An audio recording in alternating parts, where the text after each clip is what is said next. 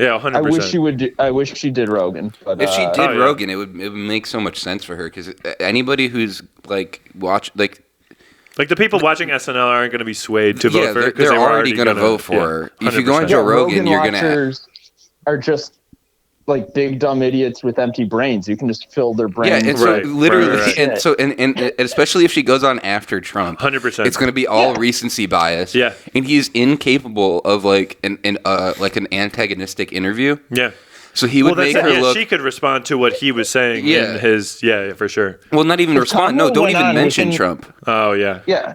Within 3 hours, she could get him. She could get Rogan vaccinated and saying that trans women belong in women's sports. Like, absolutely. She could be simple because he is incapable of pushing. He just takes on like he's like water. He just takes the shape of the container. That's why he loves Bruce Lee so much. Yeah, dude, for sure. It's the water. And I wish she had done that interview, but she totally should have. It was a big error. It's unfortunate. He probably wanted her. It's one of those things where it's like she feels too above it to like give him her platform, but it's like I don't think how this works. I don't think Joe Rogan doesn't need your platform. A, and then B, but that's like some Democrat fucking I'm better than you shit that like they for sure have. Reportedly, she wanted to do it, but she said 1 hour. And she didn't have time in Texas, so he wanted him to come to her in New York. Oh yeah, and he was like, "No, my format's 3 hours, and it's in Austin. Like, come here if you want to be on the show." He does have all the leverage, which also makes sense. Yeah, for sure. Why would you? Like, I don't know, dude. I feel like if you do an hour, it's not going to help you as much as, like, what's the fucking difference? Well, it's someone that's used to doing, like, the 5-minute sound bites. Bernie did only 2 hours. It doesn't have to be a full 3 hours, but you don't want to, put an artificial limit on it. Because, like, the more you talk to him, the more he's going to get in, because he's so dumb. Yeah, so 100%. The more that you talk to him, the more he's going to end up being, like, into whatever you're talking about. Mm-hmm. You know what I mean?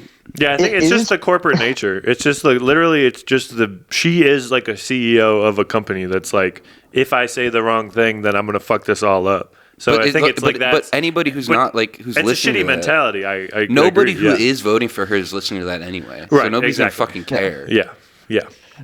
What's funny is if an election is like truly really close, which the polls could be wrong and either of them could kick the other one's ass. Yeah. But in a really close election, if the margins are that tight, there can be like 100 different reasons why one candidate won or lost. Yeah, right. So it is possible, if the margin's really tight, that Joe Rogan will have won the presidential election. Which is hilarious. Yeah. Oh, yeah. Which is really There's terrifying. Also the whole Tony Hinchcliffe thing. Yeah. Yeah, if it goes the other way. Do you think... if Trump loses Pennsylvania by 10,000 votes, there's a lot of Puerto Ricans in Pennsylvania, and it's very plausible that Tony Hinchcliffe will have elected Kamala Harris. That's so fucking hilarious, dude. Dude, can you imagine if like American politics is being decided by the fucking guy who invented Kill Tony? Dude, that's incredible. Dude, the guy who's like, fucking... he fucking hangs out with Brian Redband. Yeah. He's now two guys that hang out with Brian Redband have an inordinate amount of political sway and power. It's so fucking funny to think about. What do you think? Too much. Like, what do you think Trump and like his inner circle have done to the intern who came up with the idea to book Tony Hinchcliffe? Like, is that person floating in an ocean somewhere? I don't know, dude. It does feel like if you're gonna like, it was a good bet. What the fuck, dude? It's like the scorpion and the frog, dude. Yeah. It's like, why are you having Tony Hinchcliffe at your rally and expecting him to not be racist? Yeah, he's at a Trump rally. He is racist. Uh-huh. So it's just like, all right, well then, what you think he's not gonna say it? Yeah.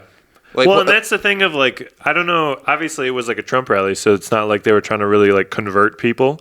But that's like one of those things where like it's being recorded, it's gonna come out. Yeah, this will actively lose you votes more than it like retains the votes of people. That anybody who likes excite. Tony Hinchcliffe is gonna already vote for him. 100%. Yeah, and then it's also, dude. There's the whole thing with It's just like a wrong thing to bet on. Like, dude, he was fucking talking to Theo Vaughn about not being able to do cocaine anymore. Yeah. And so it's like insane. It's like, okay, like, absolutely insane. But like, what do you think is going to happen if you're courting these people? You have fucking Tony Hinchcliffe on. He's obviously going to say some off-color shit. Oh, it's gonna, of course.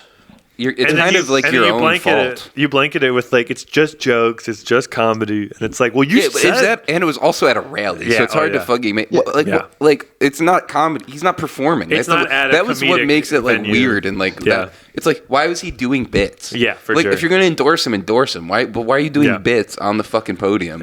At a fucking rally. And did you see all the other like the whatever supercut of like everyone else that spoke at that rally? It's like just fucking the most dead-brained like rah white dudes that are like, it's fucking wild. Oh my god! Like, what a bad look overall. Yeah. Like he was like the most cognizant one to speak, and he said that shit. So, like, what do you want? Yeah, it's just so fucking funny, dude. I can't, like, I really do. Like, dude, Jesse Ventura loves Trump. I want, like, the Tony Hinchcliffe incident to be in a history book in, like, it will be 10 years. It will. It's not impossible. That's why it's so fucking funny. It's going to be like the new, instead of October Surprise, they're going to just say, he got Hinchcliffe. He got Hinchcliffe, dude. It'll be the new anytime verb to describe blowing an election at the finish line.